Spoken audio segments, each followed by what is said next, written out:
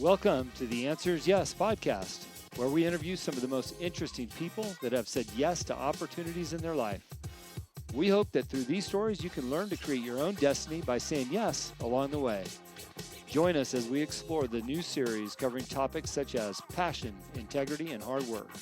I'm your host, Jim Riley, and I hope you enjoy these interviews as much as I do.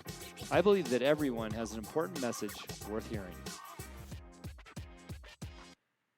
Hello and welcome back to the show. Hey, if you haven't heard from my shows, I've got a new show that started. It's called the Young Entrepreneur Syndicate, or YES for short. I do the show with my partner, Rod, and I'm just so pleased to be doing that with him. So you can catch that on the same feed, so look for it. And they're just quick snippets about business, entrepreneurship, and being a leader. So please tune in, and hopefully we'll give you some tidbits. So today... Recording in progress. I've got a great guest on the line. Her name is Carla Fowler MD, and I just really appreciate your time and being here today. I know you've got a wonderful story. Awesome. Thanks so much, Jim. Yeah, I never know what I'm going to get. I've got some great publicists that reach out to me now with guests, and we've gotten into a routine over the last 6 months, and every time they reach out, hey, how was the guest? I said, awesome. Send another, please. I keep getting wonderful guests. So I think I'm in a good zone. When you're in the podcast world, you start out and you're like, I hope somebody will want to be on my show one day. And I used to have to look far and wide to find guests, and now they're coming to me. So what an honor to have people reaching out, and an honor to have you here today. And so I'll thank you for your time one more time. Well, thanks for that. And I love what you said, because actually I can also say from the guest perspective that you often have the thought of, gosh, I hope somebody wants me on their show. And, the reason I bring that up is just because I think there is such a truth in that when you are doing things, when you are starting things, most of us feel that way. Mm-hmm. So I just feel like it's great to say that on air. So for people out there who are thinking about things, starting things, let's just go there right now, because it often feels a little uncertain at the start. Yeah. What's interesting about this topic, by the way, before we get into your story, is that, in order to get people interested to be on the show, or you're trying to brag about your show, it's always nice to dazzle others with celebrity names or recognizable names. Mm-hmm. I had a guest on not too long ago, and he talked about being a superhero, right? A superhero for all the things that we are as normal individuals. And I think, what the reality is? I've had so many superheroes on my podcast. We've done over 200 shows on this particular podcast title. And I can't think of a single person that wasn't a superhero. And I hope that society can get to a place where it's like, tell me the story. I don't care, if I recognize their name or not. I want to hear their story and extract some value from that, right? And so I think I need to start changing my terminology. When people ask, I say, you know what? I've got a whole bunch of superheroes on my show. Just listen. I love that. Pick one. Yeah. So speaking of superheroes, let's hear about your journey, where things started for you, where your life began, and we'll dig right into it and see what comes out the other side. Well, thanks for that, Jim. So I guess the punchline, just to start, is I am an executive coach. I use performance science to help leaders really level up their game when, the next gains are not going to come from working harder, working more hours. They're very capable already. And I think this is something that for most of us, we are having that sense of I don't have more. I might want to improve something. I might have goals, but I don't have just time lying around where that's going to come from. So that's the punchline. And about 10 years ago, I founded my firm and my practice and developed my methods to say, how do you help people do this?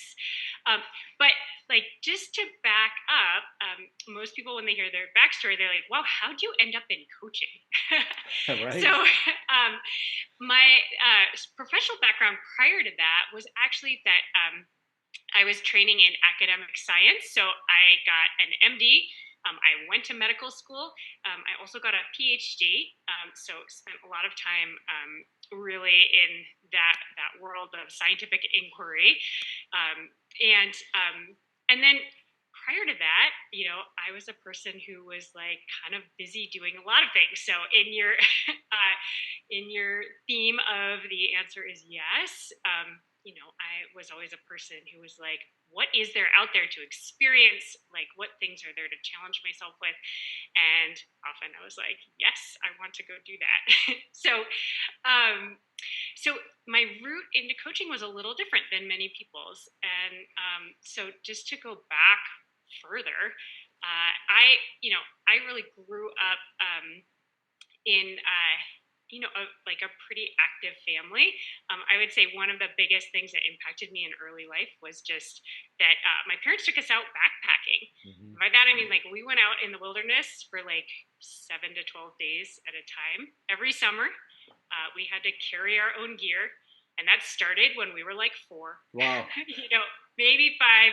You had a little backpack, probably had some water and a snack, and maybe like your blanket or your teddy bear, right? Like, but it was really an interesting way to start, because really early on it was like, okay, like you need to carry your stuff. You need to walk yourself the whole way, because no one can carry you out, and we might be a couple days from the car. So I think that was something very early in life that kind of taught me, like, okay, you're going to run into some challenging moments in life. You got to figure out in your head, how are you going to deal with that? And I think that was only emphasized as I kind of went along. Like in middle school, I had this amazing outdoor fitness teacher who had us do these crazy physical challenges. If we went for a hike and there was an alpine lake, you were going in and out of that lake 5 times, dunk your head, like, wow. In December, in the north. We're not talking about like California. This is like, right. Northern Washington. And, but I think the point was my first kind of start in like figuring out how do you deal with challenges in life was, can you be like physically sort of capable and then have that mental extra to go with it? So like mentally, how do you get yourself to do this stuff? And the interesting thing was I learned that when you would go through some of those experiences, that what I felt afterwards was like this sense of capability. In fact, that getting through some of those moments of uncertainty or challenge really helped me say, well, you can probably do the next thing. Like, you don't know what that next thing is, but you can probably do that. And so it was this interesting start as I was beginning to say, okay, it seems like life does have a lot of uncertainty in it. How does one as a human being deal with that? And so I was already kind of thinking some of these thoughts, which actually are quite performance related pretty early in life. And I was sort of interested in, how do human beings do this? Just kind of generally. Mm-hmm. So fast forward a little further, I was always kind of interested in math and science. And I think part of that was this idea of saying, like, I liked it because they were solvable. There were things where it's like, there's a solution to this, and you need to kind of know how to work through it. You don't like look at a math problem and think, I know the answer immediately. But it was this idea of like, oh, you can kind of solve things if you kind of spend some time and work on it, and maybe you need to break it down a little bit. But I think that was always really appealing to me. And so ultimately I ended up thinking about like, okay, well, I know there are lots of jobs in math and science, so that's probably a good route to go. And so ultimately, that's sort of where I headed in college. And I very rapidly realized that I was more interested in like people and that sort of branch of science than engineering or like circuits or like building bridges. And so I kind of headed that way. But one of the really interesting things that I think started to come up for me, as you can hear, it wasn't like this directed path where I was like born wanting to be a doctor. Right. But I think one of the interesting principles is this idea of saying, how do you make decisions when you don't know like exactly what you want, and also when you acknowledge that like some things might change. Like, I don't know if you've had this experience in your life. Yeah. It's very, very common amongst people, because you feel like you're off on a path and you realize, wait a minute, that's the wrong path, right? Right. Or you learn something additional. Or Mm-hmm. you're like, well, that path's not quite enough. Or wait, I didn't even know this other path existed. Yeah. Yeah. So I think one of the really interesting things that I was doing, and of course this is like you look back, and so the hindsight's helpful, but is this thought of like, well, if you don't know exactly what you want, but you have some ideas about your preferences, another great strategy to think about is just how do you kind of maintain some altitude? And I'm sort of stealing this from a Paul Graham essay, but it's this idea of like, can you learn useful things? And you might not end up applying them where you think you're going to apply them. But if you learn useful things, and then the thing I add on to it is, can you build your capabilities and view those capabilities not as like something really specific? Like I spent a whole year studying engineering, but in the end, I didn't end up becoming an engineer. But it's like, what did you learn about yourself? And then also, what did you learn and what kind of mental skill sets did you build over that time that you could apply in different areas? And so I think this is one of those interesting things where we sometimes look at our paths, or other people look at our paths and are like, well, man, how'd you end up over there? Or was there a bunch of sunk costs, like, or sort of wasted effort? And I think one of the things that can be really important to think about is like, a lot of our efforts aren't wasted if we view them as like growing ourselves, growing our capabilities, and saying like, what are all the resources and talents and value I have to bring even to other fields or other disciplines because of the experiences I've had, because of the learning that I've done. You So know what's yeah, great about what you just said, and I don't mean to interject here, but no, please do. to go all the way back to your childhood story of being that 4 or 5 year old that you've had to put on your backpack, and granted, it probably just had water and your teddy bear and maybe a snack, but you started learning, the process of preparing and planning at such a young age. And I think we get older in life and we forget about the skill sets that we learned on micro levels throughout our journey. Yeah, And when you can learn to look back on those things and apply them, and I love watching this happen with the client. You probably feel the same as you start to walk them through their skills. Like, oh yeah, I did that, or yeah, I know how to do that, or my dad taught me how to, change a tire, or whatever it might be. And you start connecting the dots for them, and then all of a sudden you just see them light up and go, wow, I really am qualified for this job or for this role or to start a business or whatever it might be, because you've connected all their dots for them. So I love how you just did that. And I'm thinking back about you filling your backpack up at 4 years old.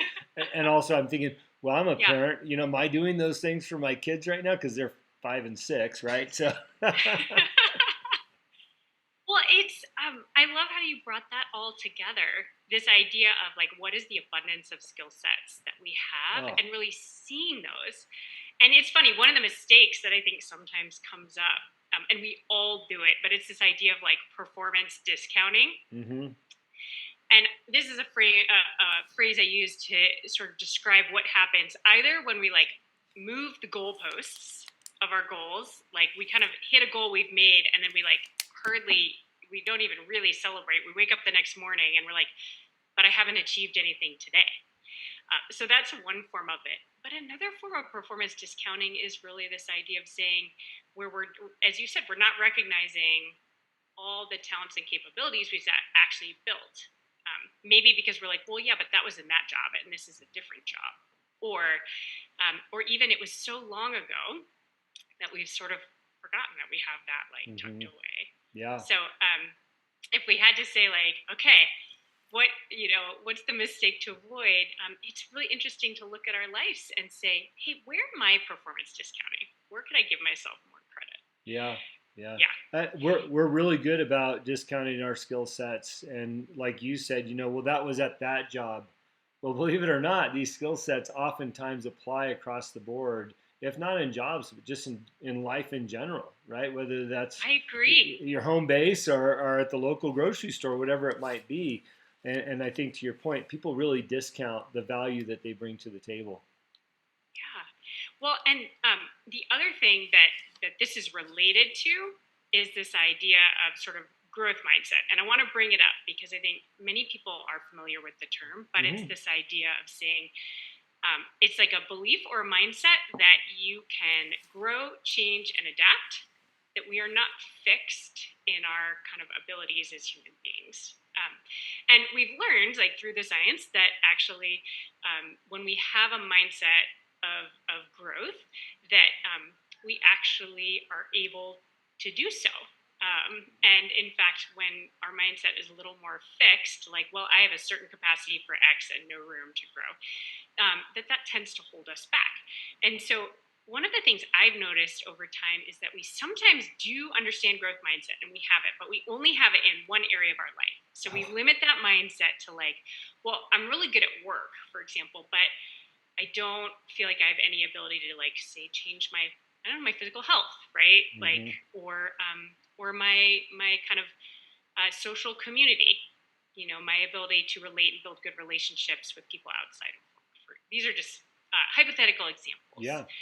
And so I love kind of seeing where that's the case, both for myself, but also in coaching, and then say, but actually, like, we can have universal growth mindsets and the same things that really help you, for example, advance at work that maybe you feel super confident about, you can use and say, well, I feel really confident about that in this area. What would it look like if I just took that confidence, and maybe it's like my willingness to go into the uncertainty, my discipline to work hard at something new. I took all those things that I'm applying over in this area, and you said, what would that look like if I applied that, you know, in my family life, or whatever, in my exercise routine, just to pick two examples, and really just say, what would that look like?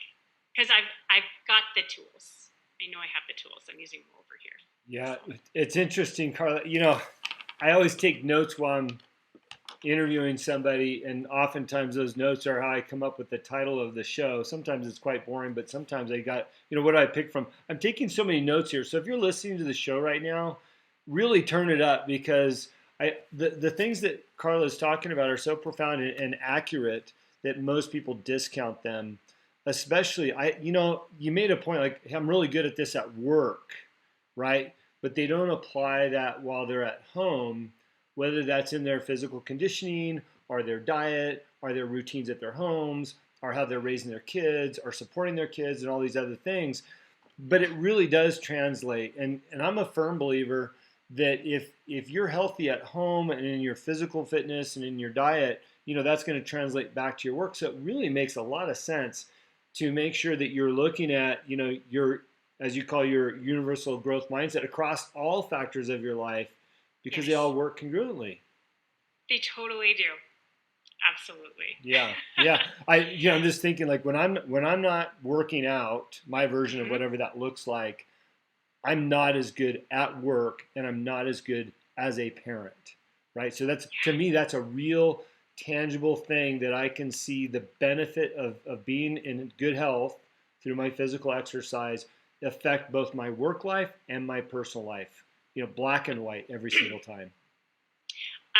I couldn't agree more. And actually, I personally find that the same thing is true.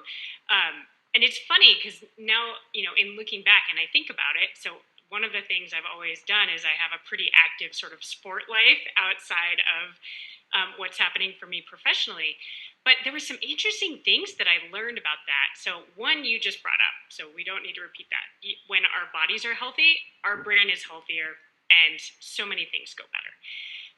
But interestingly, another thing that's really interesting is, so I played college sports. I walked on to the rowing team at Brown University, which is where I went to college. And, you know, there were two things. Number one, I desperately wanted to play college sports. I was a good runner, but not quite good enough to run Division I. But the rowing team was like, we take walk-ons, we take great athletes, and we train them how to be great rowers. And the thing you need to know about Brown University's program is that is like a nationally ranked rowing program. There are rowers that go to the Olympics from that program. And so There were a couple things I learned. I think the first was if you are kind of really engaging in something, say outside of work or outside of whatever your academic obligations, really forces you to focus. And one of the beautiful things about that, because you don't have all the hours of the day if you're spending 20 hours a week training to do your work. And so what's interesting is it really forces you to say what results really matter here and what does not. Mm-hmm. So I don't know if there probably in your listenership, there are people who struggle with perfectionism. I know I have on and off. Maybe you have as well. Oh, yeah. There's this really interesting thing when we start to limit and say, this is the time I have to do X, Y, or Z. And then you really have to ask yourself, well, then what matters? Because I can't dot all the I's or cross all the T's. I'm going to have to choose. And what I find is really helpful in that moment is to be able to say, great, then what are the results that matter the most? And what do I need to do that is going to have the most impact towards those results? Mm. And this is something in my coaching practice that I call brutal focus. I call it brutal because if you're coming from a world where you are trying to just like go through everything and really tie the bow on top, it feels a little bit constraining. And yet I have found that there is a ton of freedom that actually comes from practicing that skill of saying like, I don't have all the time in the day. Maybe you need to get off work because you're like, I need to go, there's some family things that are really important to me that I need to do, or my physical health. I want to go play my sport, or I want to go exercise. So that was one of the really interesting things that I noted, and that absolutely has come through in a thread towards things that I actively coach people on today. But here's the other thing that I really learned from that experience, which was that sometimes one of the most important things is to say, like, what is the arena I want to get myself into so that I can learn the most possible? I can learn from the best people possible. And this was a moment when like I got to row side by side with people who ultimately went to the Olympics. I ended up being quite a good rower, not Olympic caliber, but I think I rowed for 2.5 years and learned from the best coaches and, figured out, well, to get in that arena, I need to be willing to work hard. And I didn't come in a skillful rower, but certainly by the end of that, could row quite well. And so this idea of looking around you and saying, like, what are the arenas where I could be with people who are at the top of their game, and I know I would be pushed and would learn a ton from just like being around them and like going through that program. So I think that was kind of another interesting thing looking back. That is something worth considering, and I still consider it today, of saying like, okay, what environments do you want to be in? Because we're very socially influenced. And so why not put yourself in places where that social influence is going to bring out the best in you? I love that. Carla, I'm going to go back to what matters and what matters the most. I'm going to be selfish in this because I'm going to ask it for myself.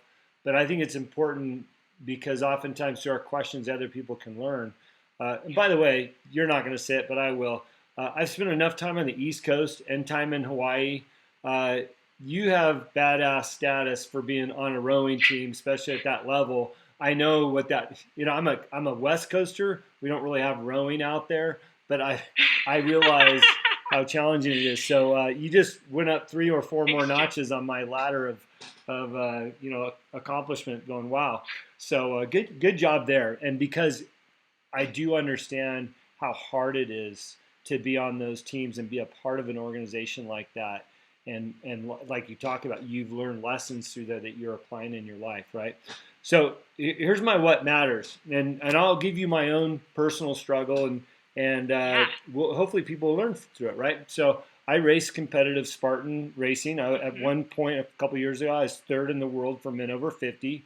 And Awesome. we hit COVID, and of course everything collapsed from a physical participation level, in events, right? So last year I started climbing out of that hole of not having to be as disciplined.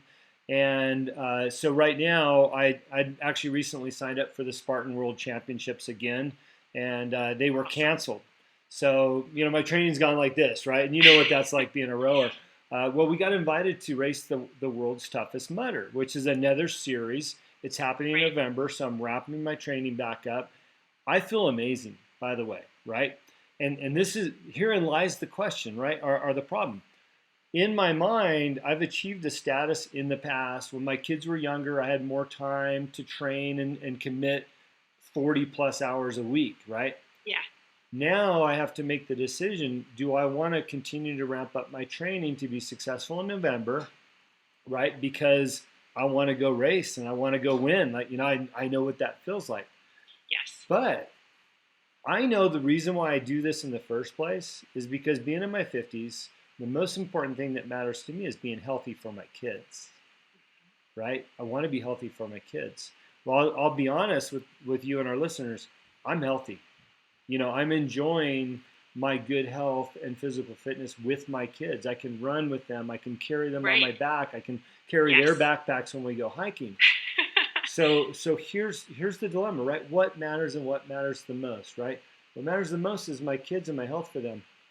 What doesn't really matter is my success and going and racing the toughest mudder, right? So I think what happens with us, and I know it certainly happens with me, is what do I want to sacrifice for what matters or what matters the most, right? So I'm in a daily dilemma. Well, do I go train for 4 hours today because I want to go win, or do I just train for 2 hours because I want to be healthy enough for my kids because that's what matters the most, right? So how do we get through those dilemmas of being internally selfish for one thing when really the important thing is on the other side of that fence?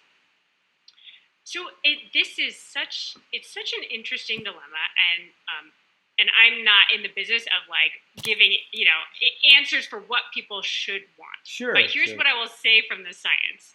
I think there's actually two really important things. I believe that actually we have to think about life in multiple channels. Because at the end of the day, like if I ask you what matters most, like, and you get one channel, it's gonna be your kids. Yeah.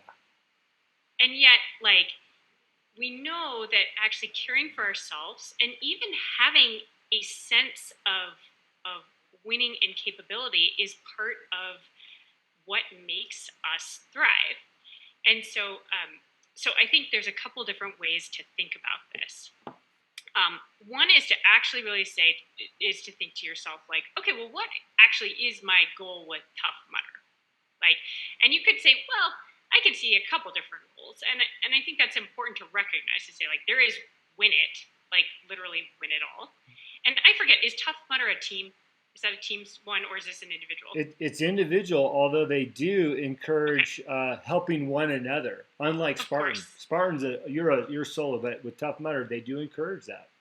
Okay, so I think one question is to say, what does it mean to me actually to have been successful? Like, what do I want to say? So certainly, if your goal is literally to win it all, that is a very, like, you can talk about percentages and probabilities around that, right? Yeah. And so one of the reasons I bring this up, and I don't mean to be overly technical, but I think that we can define success for ourselves in terms of what we want to say about it to ourselves and others at the end, what we would feel proud of. And I love to get things out of binary. Like, I either gave it all or I didn't give it all, and instead I did things with my kids. Because I think it's a hard choice because of how we framed it. Now, I think a different thing that you could say is to say, well, let me look and actually define what excellence is for me at Tough Mudder. Some people might say it's win it all. That has a very narrow range of then input decisions about how much you're going to train to do that, because the probabilities are small. On the other hand, if you said, well, I can look at like my past times, I think success for me is, or what I'd feel really good about is, I want to, increase my ranking to like whatever top, whether it's, maybe it's like, I want to be in the top 5%, or I want to be in the top 1% of my age group, or, but it's actually to start to make it less binary for yourself. Because I think that's where you can then start to say, okay, well, how much training is there for that? When am I going to do another one of these?